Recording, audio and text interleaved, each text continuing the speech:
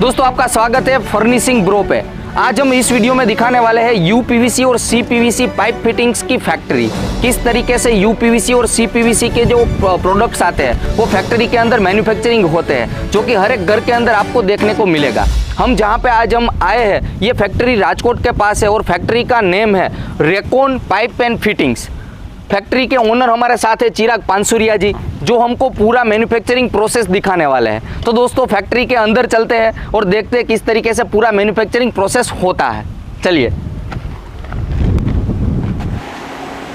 चिराग जी, जो यूपीवीसी और सीपीवीसी का मैन्युफैक्चरिंग प्रोसेस है वो कहाँ से स्टार्ट होता है? जी सागर जी, जैसे यूपीवीसी मटेरियल में रॉ मटेरियल एज रेजिन रहता है कि जो पाउडर फॉर्म में रहता है। ओके, तो इस तरीके का पूरा मटेरियल ये पाउडर फॉर्म में रहता है। इसके अंदर अलग अलग केमिकल्स ऐड होते हैं और उसके बाद उसकी प्रोसेस होती है जो हम आगे अंदर देखेंगे। और सीपीवीसी के अंदर ग्रेन्यूल्स फॉर्म रहता है जो दाने के अंदर रहता है। ये रेडी टू यूज रहता है। ओके, तो इस तरीके के दाने होते हैं। हाँ जी, इसमें ये होते हैं सीपीवीसी के हो गया के, और ये वाला जो मटेरियल है ये वो यूपीवीसी के लिए रॉ मटेरियल है। तो चिराग जी, दोनों में डिफरेंस क्या होता है? जो यूपीवीसी मटेरियल रहता है वो ठंडे पानी में रेगुलर वाटर के लिए यूज़ होता है और जो सीपीवीसी मटेरियल है वो गर्म पानी के लिए यूज़ होता है। अभी जो ये रेजिन है उसके अंदर अलग अलग केमिकल्स ऐड होते हैं कि जो अंदर हमारे मिक्सर रूम में ऐड होते हैं। चलिए वहाँ पे हम प्रोसेस देखते हैं।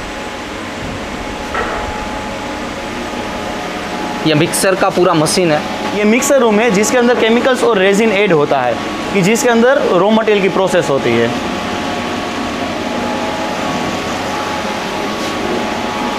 यहाँ पे अलग अलग टाइप्स के केमिकल्स होते हैं कि जो यूपीवीसी के अंदर यूज़ होते हैं वो ऐड होते हैं कि जैसे वैक्सिस हो गए, टीन, टिटानियम, वो सब यहाँ पे वेट हो जाता है।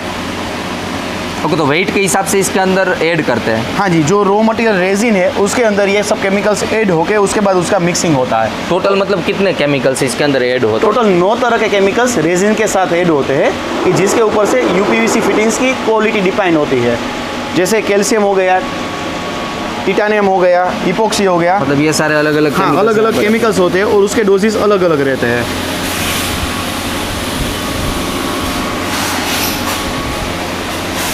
तो ये अभी जो मिक्सिंग कर रहे हैं ये वाला, ये सारे केमिकल्स ही है?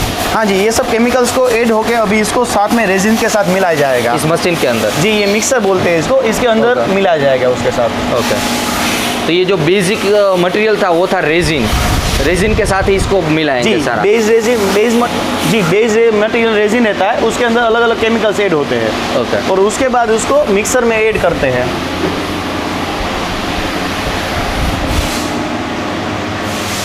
जो भी डाल रहे हैं वो रेजिन डाल रहे हैं जो मेन बेस मटेरियल रहता है। ओके, इसके अंदर ही इंसर्ट कर रहा है।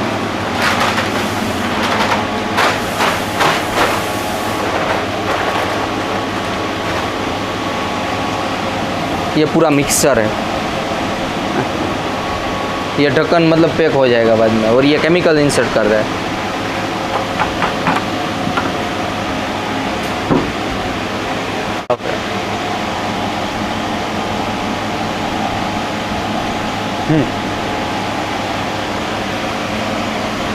इसके अंदर रेजिन और सारे केमिकल सब ऐड हो गए हैं।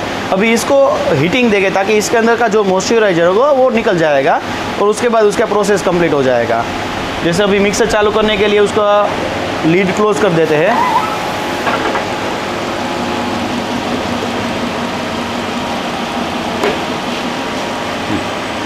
हीटिंग प्रोसेस इसके अंदर स्टार्ट हो गया है। ये जो इसके अंदर हीटिंग होकर यहाँ पे कूलिंग होता है, कूलिंग होकर जो केमिकल मिक्सिंग होकर जो फाइनल प्रोडक्ट हमारा होता है रॉ मटेरियल वो यहाँ से निकल जाता है। जैसे ये मटेरियल केमिकल के साथ ऐड होकर यूपीवीसी फिटिंग्स के लिए रेडी हो गया है। इसको हम डायरेक्ट अभी मशीन में यूज़ करेंगे। ये सब बना हुआ रेडी टू यूज़ मटेरियल हो गया है कि जिसको हम डायरेक्ट इसके मशीन में यूज़ कर सकते हैं। कि अभी ये इंजेक्शन मोल्डिंग मशीन है कि जिसके अंदर हमारी प्रोसेस होगी फिटिंग्स बनाने के लिए।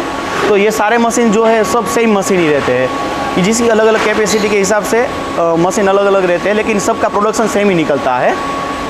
ओके, तो मतलब सारे मशीन एक ही काम करते हैं? हाँ जी, प्रोडक्शन कैपेसिटी बढ़ाने के लिए हमको मशीन एक्स्ट्रा चाहिए होता है। बाकी एक मशीन जो काम देगा वही काम सब मशीन देते हैं। ओके, आइए हम प्रोसेस देखते हैं आगे की। अभी जो ये मशीन है वहाँ पे क्या होता है कि जो हमारा रॉ मटेरियल से इसके अंदर फीड होता है, जो होपर रहता है उसके अंदर रॉ मटेरियल ऐड होता है। जैसे अभी ये सीपीवीसी के आइटम चल रहे हैं कि इसके अंदर ग्रेन्यूल्स ऐड होगा, तो ये होपर के अंदर जाएगा। ओके, तो इसके अंदर जो हमने आगे मिक्सिंग करके पूरा रॉ मटेरियल बनाया था वो इसके अंदर ऐड करते हैं, वो ऊपर के अंदर। वो मटेरियल है वो होपर के अंदर डाल दिया हुआ है। अभी यहाँ से हीटर लगे हुए हैं कि जहाँ पे मटेरियल मेल्ट होता है, वो मेल्ट होने के बाद मटेरियल यहाँ पे मोल्ड के अंदर फिल होगा और उसके बाद जो शेप का मोल्ड रहेगा वैसे ही प्रोडक्ट बाहर आती जाएगी। मटेरियल मेल्ट होने के बाद फिलिंग होगा मोल्ड के अंदर, जो मोल्ड रहेगा उसके शेप से मटेरियल बाहर निकलेगा। जैसे अभी इसके अंदर कपलर का मोल्ड लगा हुआ है, तो अभी वो कपलर का शेप का आइटम बाहर आएगा। एक मिनट जो है साइकिल है, ये मतलब जो मटेरियल बन के नीचे गिर रहा है यहाँ पे जी, वो मटेरियल जो फिनिश गुड हो गया, ये फाइनल प्रोडक्ट हमारी आ गई। जो ये मोल्ड है वो कपलर का मोल्ड लगा हुआ था, तो ये कपलर निकला हुआ है। अभी इसमें रनर के साथ ऐड होता है, अभी इसको रनर से अलग करना पड़ता है, जो यहाँ से अलग सेपरेट करके उसको डायरेक्ट पैकिंग हो जाता है। ये सिंगल सिंगल पीस कटिंग हो जाता है और जो रनर रहता है उसका रिसाइकल होकर ग्राइंडर हो जाता है जी। और ये कपलर ये फाइनल फिनिश गुड हो गया है, इसको अभी एंड यूज़ के लिए हम लगा सकते हैं। और वैसे ही अलग अलग आइटम जो रहती है उसके हिसाब से अलग अलग शेप के मोल्ड्स रहते हैं। अभी जैसे ये कपलर हो गया, ऐसे हमारे पास अलग अलग टाइप के 250 आइटम्स हैं फिटिंग में, तो उसके सबके अलग अलग मोल्ड रहते हैं। जैसे साइज़ वाइज हो गया, वैसे आइटम वाइज हो गया, एल्बो, टी, कपलर, यूनियन, वैसे आइटम वाइज हो गया। और साइज़ में आधे से लेकर 2 इंच तक है, जिसके अलग अलग मोल्ड रहते हैं। यहाँ पे हमारे मोल्ड सब है, देखते हैं। मोल्ड्स यानी कि जो डाई बोलते हैं वही ना? हाँ जी, जो उसको मोल्ड्स या डाई सब कॉमन रहता है। ये सब अलग अलग साइज़ और आइटम के मोल्ड रहते हैं।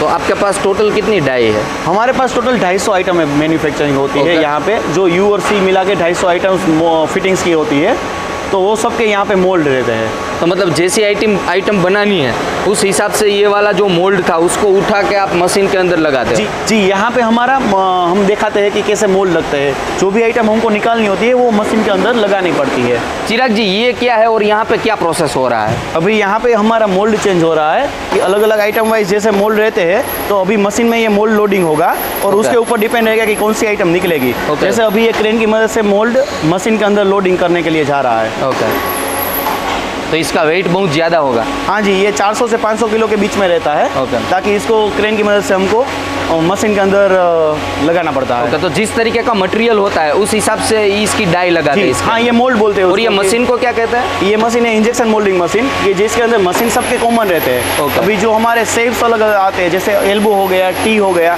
तो उसके अलग अलग मोल्ड रहते हैं, साइज वाइज अलग अलग मोल्ड रहते हैं। तो सब मोल्ड्स हमारे आगे रखे हुए हैं, तो उसके हिसाब से ये मोल्डिंग मशीन में फिट होगा, उसके हिसाब से आइटम्स निकलेगी।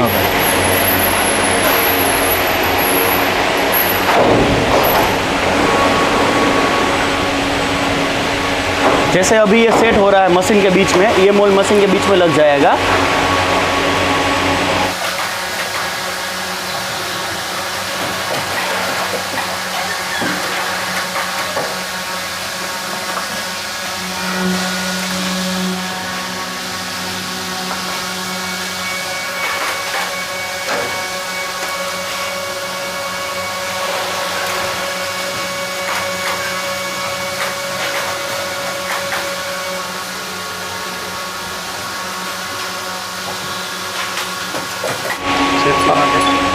अभी दोस्तों ये अभी यहाँ पे मोल्ड के साथ क्लैंपिंग हो रहा है, ताकि ये मशीन के साथ चिपका रहेगा मोल्ड, और ये मोल्ड यहाँ पे लग जाएगा। जैसे अभी हमने वहाँ पे देखा था कि प्लेन आइटम चल रही थी कि जो ऑटो में गिरती रहती है, उसके अंदर हमको सिर्फ पे कटिंग करना होता है। वैसे ब्रास आइटम होती है कि जिसके अंदर ब्रास इंसर्ट लगी हुई रहती है, तो उसको हमको मैन्युअली इंसर्ट करना पड़ता है। जैसे यहाँ पे हम ब्रास मैन्युअली इंसर्ट करते हैं और उसके बाद उसके अंदर पीवीसी मटेरियल मोल्डिंग हो जाता है।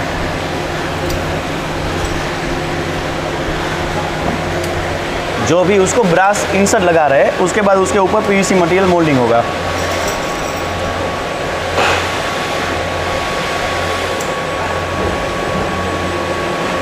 मतलब जो ब्रास के पार्ट पीवीसी के अंदर या तो फिर यूपीवीसी के अंदर लगने वाले हैं, उसको पहले से इसके अंदर रख देते हैं।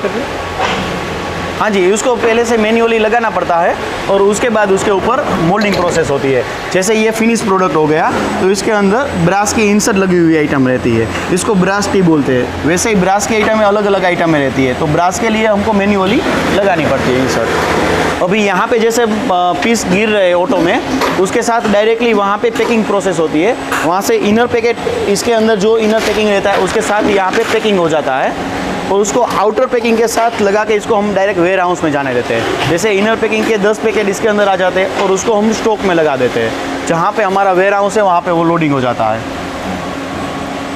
ये पूरा मतलब वेयर हाउस है? हाँ जी, यहाँ पे ऊपर जैसे अलग अलग आइटम वाइज हमने स्टॉक किया हुआ रहता है, वैसे पूरे वेयर हाउस के अंदर ये स्टॉक ऐड हो जाता है। अभी इसके बाद डायरेक्ट हमको इसको डिस्पैच की प्रोसीजर में लाना पड़ता है। जैसे ऑर्डर रहते हैं उसके हिसाब से हमारा डिस्पैच प्रोसीजर चालू हो जाता है। चिराग जी, आपके जो प्रोडक्ट्स है वो कहाँ पे ऑलमोस्ट सप्लाई होते हैं? ऑलमोस्ट इंडिया में या आउटसाइड इंडिया? हमारी प्रोडक्ट्स है वो all over India plus out of India भी का सप्लाई होती है। जैसे इंडिया में तो ऑल ओवर स्टेट में इसका यूज़ होता है, तो टोटल ऑल ओवर इंडिया में हमारा सप्लाई होता है। और आउट ऑफ इंडिया में जैसे अफ्रीकन कंट्रीज हो गया तो वहाँ पे मेनली हमारा सप्लाई होता है। बाकी बांग्लादेश हो गया, नेपाल हो गया, वहाँ पे हमारा सप्लाई ऑलरेडी हम सप्लाई कर रहे हैं जी। तो टोटल ये हमारी प्रोडक्ट रेंज है।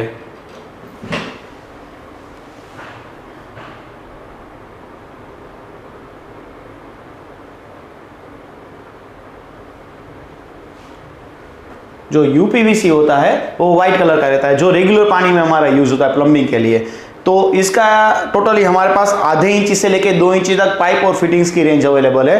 वैसे ही जो सीपीवीसी रहता है वो ठंड गर्म पानी के लिए यूज होता है, तो उसके पास भी हमारी आधे इंची से लेके 2 इंची तक प्लेन और ब्रास फिटिंग्स में रेंज अवेलेबल होती है। वैसे ही जो पीवीसी मटेरियल रहता है वो वेस्ट वाटर के लिए यूज होता है, तो इसकी भी हमारे पास टोटली रेंज अवेलेबल रहती है। तो टोटली ये प्लम्बिंग की आइटम की टोटल रेंज हमारे पास अवेलेबल रहेगी। तो चिराग जी, पता कैसे लगा है कि ये सीपीवीसी है, यूपीवीसी है?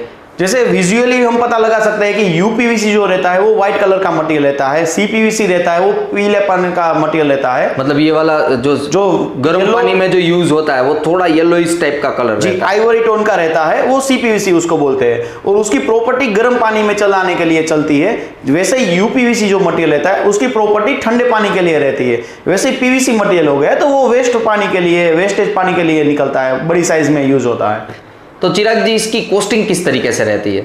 कॉस्टिंग में जैसे देखा जाए तो साइज के ऊपर डिपेंडेंसी रहती है, आइटम के ऊपर डिपेंडेंसी रहती है और मटेरियल के ऊपर डिपेंडेंसी रहती है। जैसे छोटी साइज की आइटम है ऑब्वियस है कि वो सस्ता रहेगा, बड़ी साइज में जैसे जाते जाएंगे वैसे रेट वाइज वो महंगा होता जाएगा। वैसे यूपीवीसी जो रनिंग मटेरियल रहता है उसकी कॉस्ट कंपेरेटिवली सीपीवीसी सस्ता रहता है। तो जनरल कॉमन प्लम्बिंग के लिए यूज होता है यूपीवीसी, और जहां पे हमारा हीटर लाइन लगने वाली होती है वहां पे सीपीवीसी मटेरियल यूज होता है कि जो कॉस्ट वाइज थोड़ा कॉस्टली रहता है यूपीवीसी के कंपैरिजन में। और रही बात पीवीसी की, जो वेस्ट वाटर की रहती है वो पीवीसी मटेरियल हो गया, उसका एक सेपरेट अलग से कॉस्टिंग रहेगा। मतलब वो सस्ता होता है इस दोनों के कंपेयर? मतलब हम वैसे उसको हम सस्ता नहीं बोल सकते हैं, लेकिन वेस्ट पानी के लिए हमको बड़ी साइज की रिक्वायरमेंट रहती होती है, जो यूपीवीसी में पर्टिकुलर रहती नहीं है अवेलेबल, तो उसके लिए पीवीसी रेंज अवेलेबल होती है। और चिराग जी, यहाँ पे जो डिब्बे रखे हुए हैं इस तरीके के, ये क्या है? मतलब कहाँ पे यूज होते हैं? ये जो डिब्बे है उसको सॉल्यूशन बोलते हैं, कि जो इसकी प्रोसेस रहती है तो वो पाइप और फिटिंग को जॉइंट करने के लिए यूज होता है।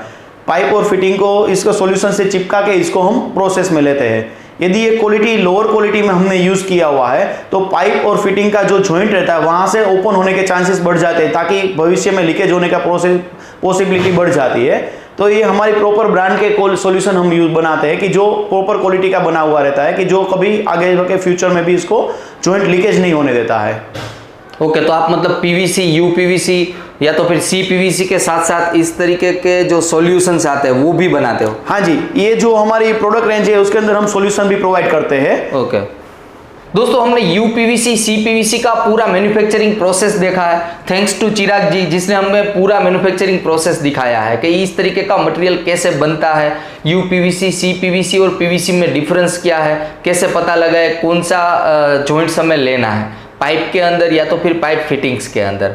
चिराग जी, अगर किसी को इस तरीके का मटेरियल मंगवाना है तो क्या आप यहाँ से डायरेक्टली भेजते हो या प्रोसीजर किस तरीके का रहता है? सागर जी, एक्चुअल में क्या रहता है, ये प्रोडक्ट्स हम रिटेल में सेल नहीं कर सकते हैं Okay. क्योंकि क्वांटिटी वेरिएशन के चलते हमको ये रिटेल में सेल नहीं करते। यदि किसी को प्रोजेक्ट में रिक्वायर्ड है या फिर किसी को होलसेलिंग के लिए चाहिए तो हम सेलिंग कर सकते हैं। ऑल ओवर इंडिया में हम यहाँ से डायरेक्ट सेलिंग होता है हमारा Okay. कि जो हम यहाँ से ट्रांसपोर्ट के थ्रू ऑल ओवर इंडिया में ट्रांसपोर्ट में सप्लाई करते हैं। ओके, मतलब किसी को अगर एक पीस लेना है अपने बाथरूम में लगाने के लिए तो एक पीस यहाँ से नहीं मिलेगा। अगर आपका बिजनेस है, हार्डवेयर रिलेटेड बिजनेस है, तो आप होलसेल में यहाँ से मंगवा सकते हो, या तो फिर अगर आप प्रोजेक्ट वर्क करते हो तो आप अपने प्रोजेक्ट के लिए क्वांटिटी में यहाँ से मंगवा सकते हो। मैं चिराग जी का नंबर डिस्क्रिप्शन बॉक्स में दे दूंगा, तो अगर आपको इसके रिलेटेड कोई क्वेश्चन है या तो फिर इसका अगर आपको मंगवाना भी है तो आप डायरेक्टली चिराग जी से बात कर सकते हो। दोस्तों, इस वीडियो के अंदर हमने पूरा मैन्युफैक्चरिंग प्रोसेस दिखाया है पीवीसी, सीपीवीसी और यूपीवीसी फिटिंग्स का। फिर भी अगर आपको कोई भी कंफ्यूजन है, कोई भी क्वेश्चन है तो आप हमें पूछ सकते हैं। चिराग जी का नंबर भी हमने दे दिया है, आप डायरेक्टली भी चिराग जी से भी बात कर सकते हो।